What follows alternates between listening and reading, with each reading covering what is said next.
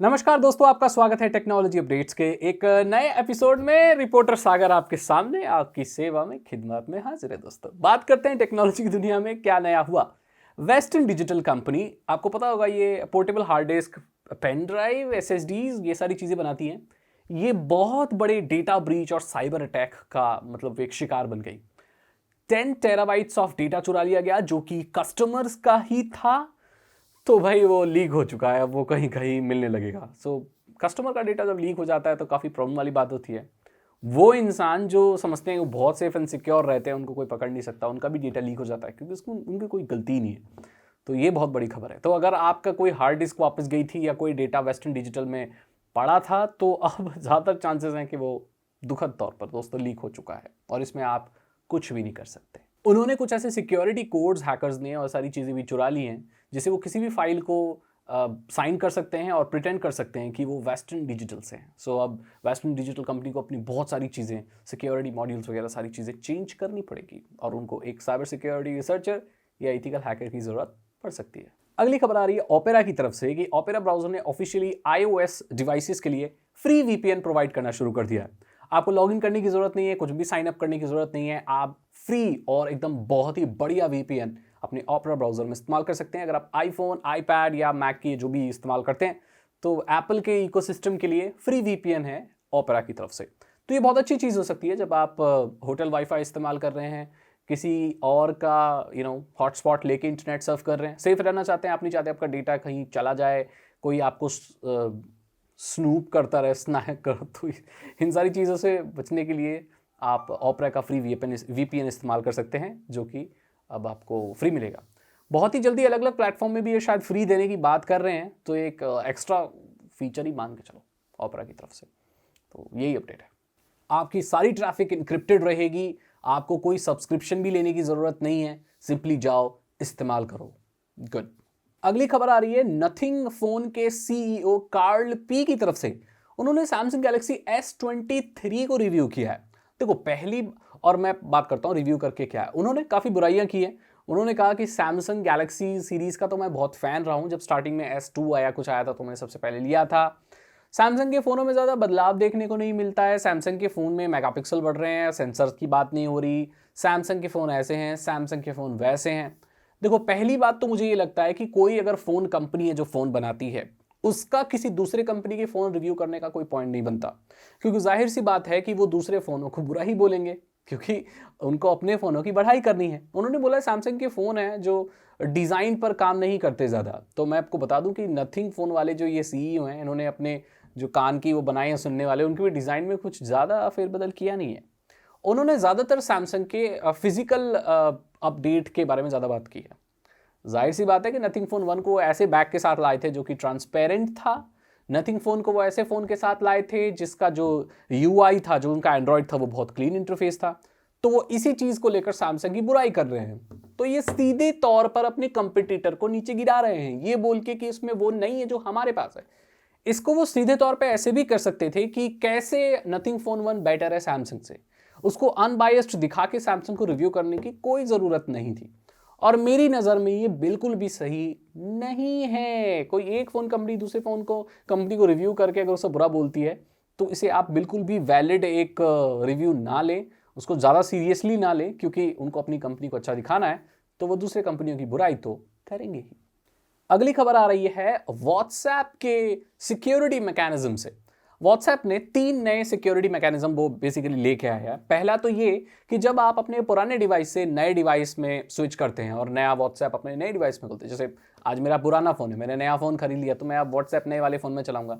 जब आप ट्रांसफ़र कर रहे होंगे, यहाँ से साइन आउट करके वहाँ रजिस्टर कर रहे होंगे, तो आपको पुराने फ़ोन में पहले ऑथेंटिकेट करना पड़ेगा, अलाउ करना पड़ेगा, तभी आप नए फ़ोन में व्हाट्सएप चला सकते हैं। ये इसलिए हुआ है क्योंकि कई बार लोगों के व्हाट्सएप हाईजैक हो जाते हैं और उन्होंने उनके जो डिवाइस हैं उनसे वो लॉग आउट हो जाते हैं और वो किसी को नया OTP मिल जाता है तो उसका व्हाट्सएप वो वहाँ एक्सेस कर लेता है। सो बेचारे के पास कंट्रोल नहीं रहता, वो दूसरा वाला चलाता रहता है।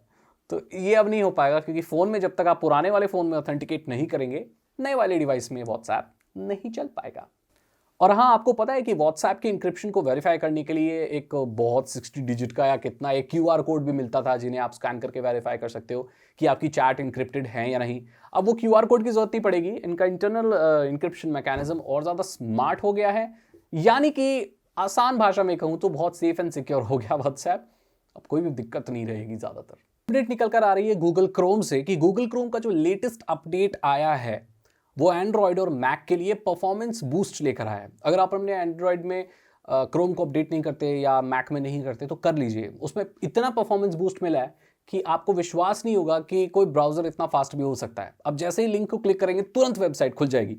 ये चीज़ मैंने भी अभी नोटिस की थी कुछ दिनों पहले, लेकिन मुझे नहीं पता था कि ये कोई नए अपडेट का खेल है।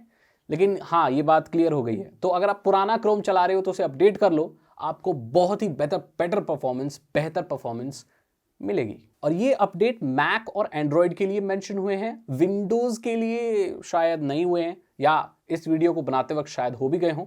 तो बेसिकली आप अपडेट कर लीजिए और खुद ही चेक कीजिए कि क्या फास्ट चल रहा है या नहीं चल रहा है, और मुझे कमेंट सेक्शन में बताइए। बहुत ही जल्दी आप ट्विटर पे पूरा ब्लॉग लिख पाएंगे लेकिन ये वही लोग लिख पाएंगे जो उसका प्रीमियम सब्सक्रिप्शन लेंगे दोस्तों।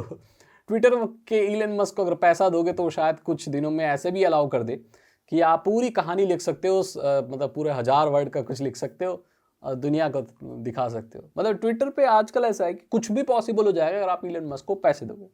वो इसलिए क्योंकि इलन मस्क को पैसे कमाने हैं, उसने बहुत सारे पैसे दिए हैं ट्विटर को खरीदने के लिए, अब वो वसूलेगा हर मुमकिन। क्या आपको पता है कि इंडियन वेबसाइट्स के ऊपर बहुत ज़्यादा अटैक आ रहे हैं इंडोनेशिया से? 12,000 या कितने अटैक्स आ चुके हैं अभी तक, उससे भी ज़्यादा। तो ये बड़ा, जो हमारी सेंट्रल एजेंसीज हैं उन बड़े अलर्ट पे हैं कि यार इंडोनेशिया से इतने सारे अटैक आ क्यों रहे हैं। ध्यान दें कि ये अटैक किसी एक इंसान से नहीं आ रहे हैं, ये अलग अलग जगह से आ रहे हैं। तो ऐसा हो सकता है कि कोई हैकर का ग्रुप हो जो इंडोनेशिया में एक्टिव हो, या ऐसा कोई भी हैकर हो सकता है जो वर्ल्ड के किसी और कोने से ऑपरेट कर रहा हो, लेकिन उसकी आईपीज वगैरह सब इंडोनेशिया कर रहा हो मास्क करके। अब पता नहीं इतने ज़्यादा ऑर्गेनाइज्ड ये ग्रुप्स क्यों अटैक कर रहे हैं इंडिया को, लेकिन ये बहुत चिंता बढ़ाए हुए है सेंट्रल एजेंसीज की। क्योंकि अभी आपको मालूम होगा कि हमारे मेडिकल सर्विसेज की काफ़ी बुरी हालत हो गई थी जब बाहर के हैकर्स ने अटैक कर दिया था। तो वहाँ डेटा वगैरह काफ़ी चला गया था, जो क्रिटिकल यूनिट है हॉस्पिटल्स की और वो सारी चीज़ जो हमारा ऑल इंडिया मेडिकल वगैरह है, तो वहाँ पर काफ़ी दिक्कत हो गई थी।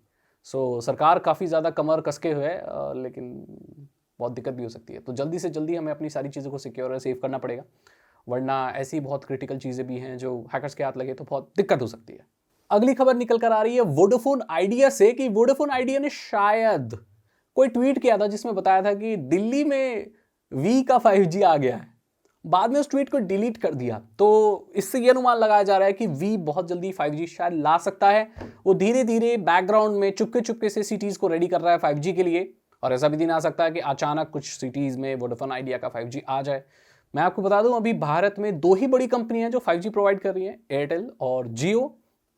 बहुत फास्ट रोल आउट हो रहा है, जियो का तो बहुत ही ताबड़तोड़ रोल आउट हो रहा है। तो ज़्यादातर चांसेस हैं कि अगर आप टायर 1 टायर 2 सिटी में हैं तो आपके यहाँ आ गया हो। टायर 1 सिटीज़ तो ऑलमोस्ट बड़ी बड़ी कवर हो ही चुकी हैं, एयरटेल वाली भी और जियो की तो बहुत ज़्यादा। वोडाफोन आइडिया का भाई अभी कोई ठिकाना नहीं है, लेकिन अभी एक उनकी ट्वीट आई है तो इससे एक अंदेशा लगाया जा रहा है कि भाई बहुत जल्दी ही दिल्ली, मुंबई, कोलकाता और बड़ी बड़ी सिटीज़ में 5G आ सकता है वोडाफोन आइडिया का।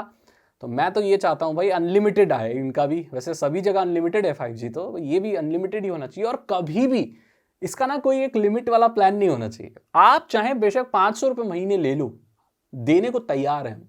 देखो मैं तो अपनी बता रहा हूँ और मेरे जैसे जानने वाले लोग हैं, चाहे आप 400-500 रुपये महीने के ले लो, लेकिन अनलिमिटेड दो। ऐसा कुछ लिमिट मत रखो कि दिन का 1.5 GB ही है, दिन का 5 GB ही है। क्योंकि 5G इस्तेमाल करने का तो तभी मजा आएगा जब हमें डेटा की वो लिमिट ना देखती रहनी पड़े, राइट। फास्ट डेटा है तो भाई हम तो 1080p में स्ट्रीम करेंगे, गेम वगैरह डाउनलोड करेंगे या कंप्यूटर में कनेक्ट करके चलाएंगे।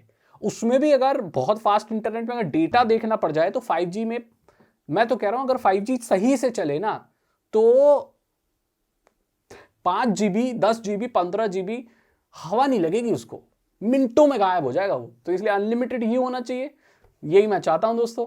तो ये थे आज के टेक्नोलॉजी न्यूज। अब हम बढ़ते हैं आज के टेक टर्म की तरफ। दोस्तों आज का टेक टर्म है RPM, यानी कि रेवोल्यूशंस पर मिनट। ये एक एंगुलर फ्रीक्वेंसी की यूनिट है जो बताती है कि कोई भी मशीन जो ऐसे गोल घूमती है वो 1 मिनट में कितनी बार घूमती है।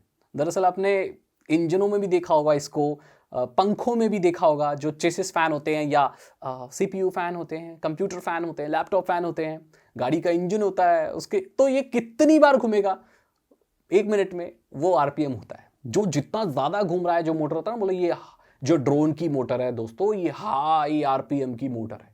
इसका मतलब वो 1 मिनट में बहुत सारे चक्कर कंप्लीट कर लेती है। सिंपली वो फास्ट है, राइट। ज्यादा आरपीएम मतलब ज्यादा फास्ट। तो आपके जो ड्रोन की मोटर होगी वो बहुत हाई आरपीएम की होती है, इसीलिए वो ड्रोन उड़ पाता है। और आपका इंजन है उसका भी आरपीएम फास्ट होते हैं गियर के हिसाब से। आप जैसे ज़्यादा गियर लगाते जाएंगे तो आरपीएम बढ़ता है, आरपीएम मीटर होता है। चेसिस फैन जो होता है, सीपीयू फैन जो होता है, उसका भी आरपीएम का हिसाब होता है। उसकी जो आपको सीपीयू फैन कितना फास्ट और कितना स्लो करना है, उसकी यूनिट भी आरपीएम के ऊपर होती है। सब आपको पता चल गया है कि आरपीएम बेसिकली होता क्या है। अगर आपको ये वीडियो अच्छी लगी तो उसे लाइक करें, अपने दोस्तों के साथ शेयर करें। साइबर सिक्योरिटी और इथिकल हैकिंग में इंटरेस्ट है तो डिस्क्रिप्शन चेक करें। 299 रुपीज के 3 इथिकल हैकिंग कोर्सेज हैं, आसान भाषा में आपको इथिकल हैकिंग सिखा देंगे। मैं मिलता हूं आपसे अगली वीडियो में। Thank you so much and good bye.